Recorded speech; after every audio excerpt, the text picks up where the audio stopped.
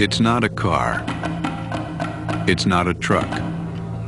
It's not just another 4x4. It's a Hummer. A vehicle that defies comparison or categorization. A vehicle not in a class, but a universe all its own.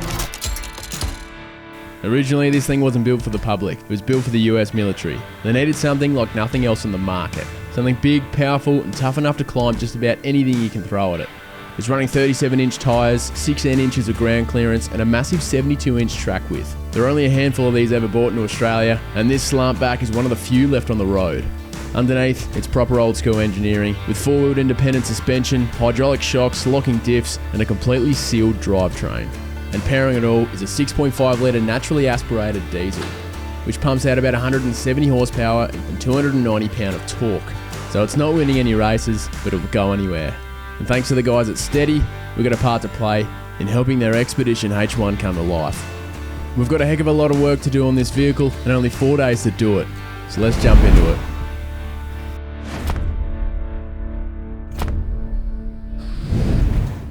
Righto, first up, day one, what are we going to do to the car? As you might have expected, we're going to give it the full Raptor treatment. We're going to prep and paint the whole body of the car, as well as painting the bar work. Now we've got a colour picked out, we'll show you guys that later in the video, but first things first, we need to do some groundwork. The team are going to float around and remove anything that's left on the car that we don't want to paint. This means headlights, bar work, accessories, and anything else left on the surface of the car, as well as your door handles, bonnets, and anything else you're going to be painting a separate colour. And while we're doing that, go around and clean the surface with some degreaser or even some soapy water just to remove all the dirt and grime that's built up over decades of use. This will come in handy when you're sanding because you want to have as clean surface as possible so you don't clog up your sanding discs and you've got a clean surface to paint. We're also going to run around with a heat gun to remove any of the decals and stickers left over and any other adhesive left on the car, which we had particular trouble with in door jambs as there was double-sided tape holding in the door sills. After a while trying to get this off, we found that using a caramel wheel ended up being the best bet.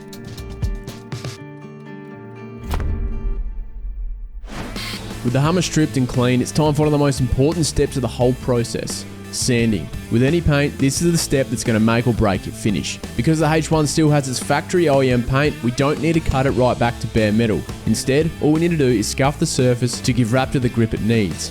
We're going to use some P180 grit sandpaper across all the panels, and the goal here isn't to remove the paint, it's just to create a uniform dull surface that looks like an eggshell finish.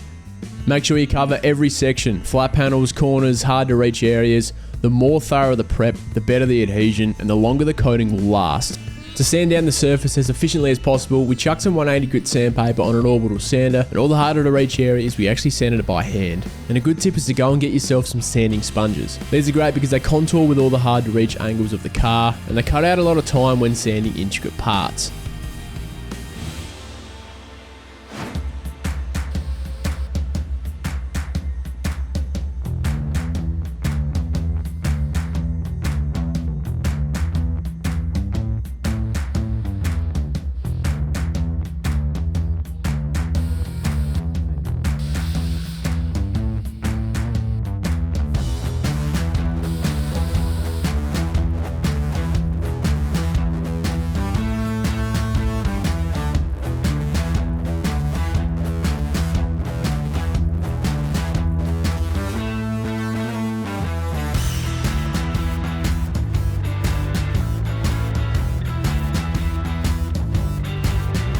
If you run into any bare metal spots along the way, just note them, we'll come back with primer to seal and protect those areas before we lay down some Raptor.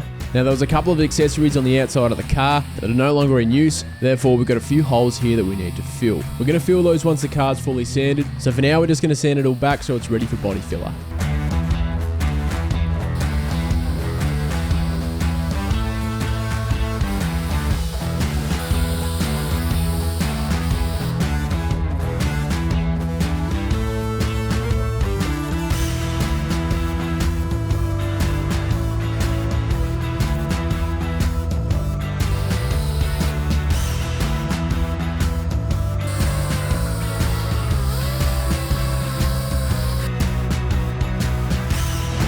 Okay, so we just finished sanding with the orbital sander with 180 grit. Now wash it down with S2000 water-based degreaser, and we're just going to go around and find any of the shiny spots that we may have missed with the orbital and do it by hand. In the end, you want the surface to look like this, so it looks like the outside of an eggshell.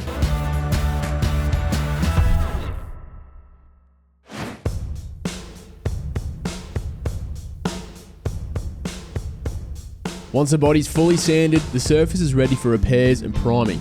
This means filling any imperfections and getting the Hummer one step closer to its Raptor respray.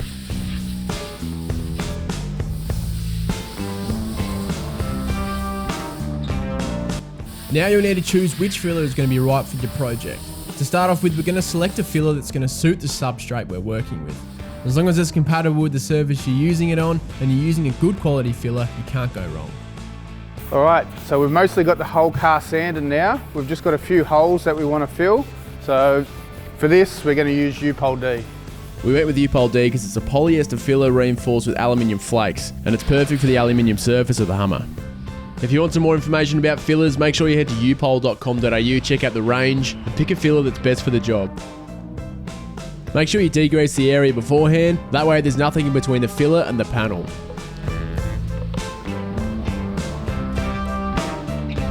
First up, you should always follow the specific guidelines for each filler. So we're going to mix it up on a pallet using the added hardener at a 3% by weight ratio. It's a good tip to use a sweeping motion and apply enough pressure so that you don't get any air into your mix. Mix until the colour's uniform and you're ready to apply. Apply the filler to the surface with enough pressure to ensure no air gets trapped in the filler. If you're running into any troubles with air bubbles in your filler, you can always mix up some more or use a fine finishing glaze to give you a perfect smooth finish. If you're not a panel beater and you've never done this before, don't be too worried about your work because Raptor actually has a high film build, meaning once you've applied Raptor, it's going to hide a lot of those minor imperfections and you won't even notice the difference. Now that one's all cured, we're going to sand it with 180 grit and work our way up to 240 for the final cut.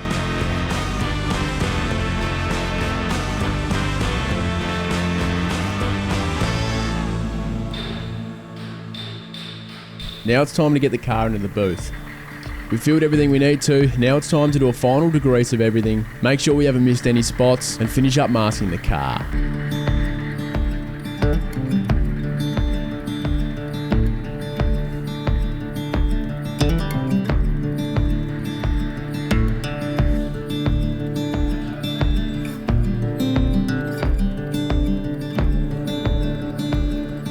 Anytime you're masking up a car, you want to use some high quality products. We recommend some automotive masking tape, paper and plastic sheets to mask off anything you don't want to paint. Paint will always get in places you don't want it to as well, so make sure you mask up absolutely everything. All right, so we've almost finished masking. A little tip is to mask off the back edge, so that way you don't have any sharp lines or sharp edges and you see the difference. Take your time with this, sometimes it can take a while, but in the end, it can make or break the quality of your job. So we're just giving it S2000 water-based wax and grease. This will help take off any contamination, dust, dirt, and any fingerprint marks from sanding. We're going to use one rag to wipe it on, then use the other rag to wipe it off.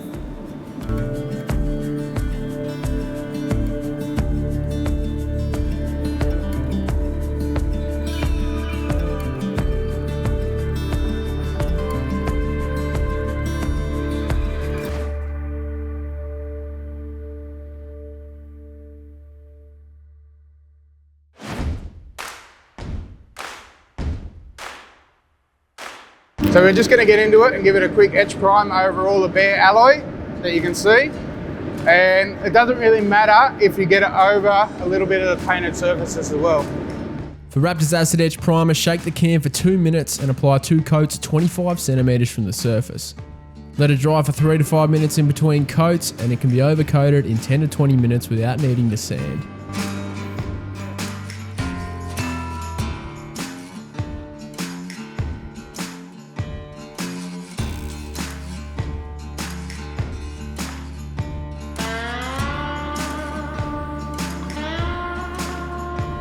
Because the bonnet is fiberglass, we're going to use the Raptor adhesion promoter. You can also use this in really hard to get areas. Simply shake the can for 2 minutes before use and apply 1 to 2 coats 25 centimeters from the surface. Let it dry off for 10 minutes in between coats, and once it's dry, it can be overcoated without needing to sand it.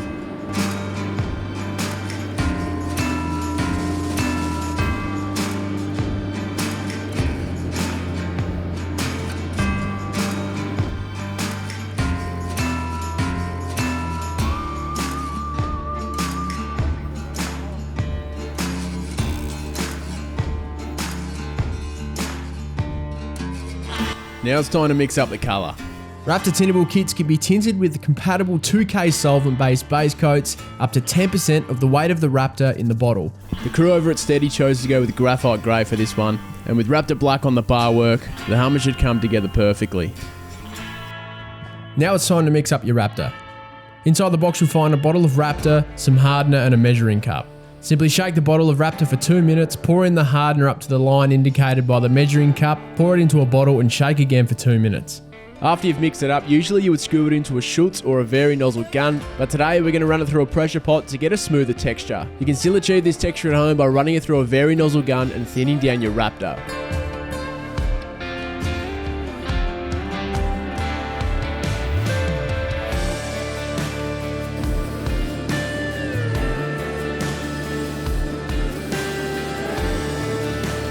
Apply 2 coats at 50 centimeters whether you're using your Schultz or vari nozzle gun and allow 60 minutes flush off time in between coats. Once you've laid your final coat, it should be touch dry in about 60 minutes and through dry in 5 to 7 days. If you've never painted a car before, we recommend starting with the harder to reach areas first. That way, once you've covered the whole car, you don't run the risk of missing anything.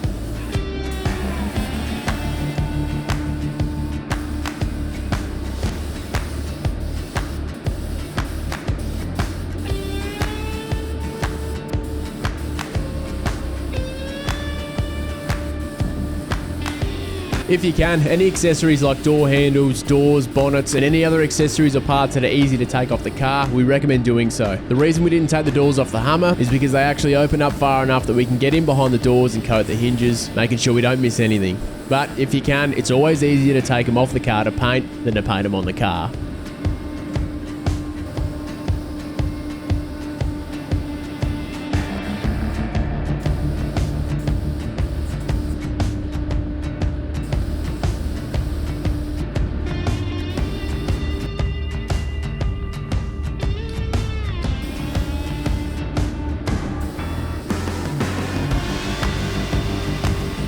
Now that we've laid our final coat of Raptor, we're going to leave it overnight to cure. If you're doing this at home, make sure you don't leave it out in the sun, as it will blister just like your skin would. Then we're going to come back tomorrow and demask it.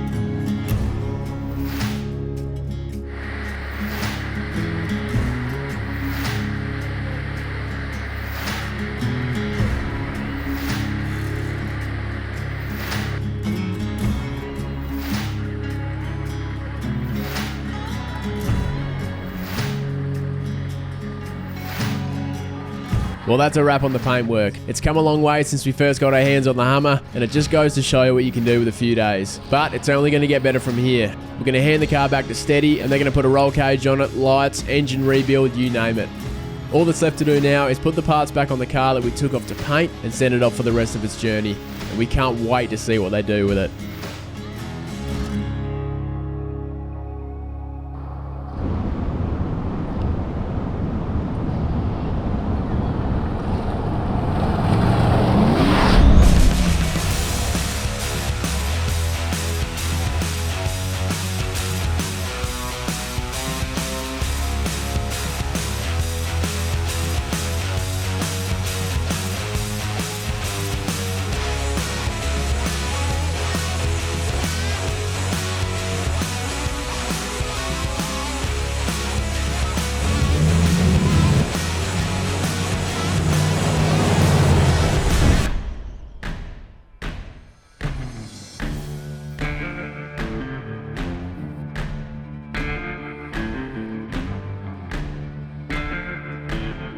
What a journey it's been. From the moment we got our hands on the H1, we knew it was going to be something special. We stripped it down, fixed up years of wear, and prepped every inch and laid down a full coat of Raptor. Seeing the contrast of the graphite grey and the black bar work really brought the build together. So stay tuned, there's plenty more content on this car that you'll see floating around on STEDI's socials. We've already had the Expedition H1 at a couple of forward drive shows now, and it's already starting to turn heads. Make sure you drop a follow and head to raptorcoatings.com.au for all the products and how to use Raptor on your rig. We'll see you next time.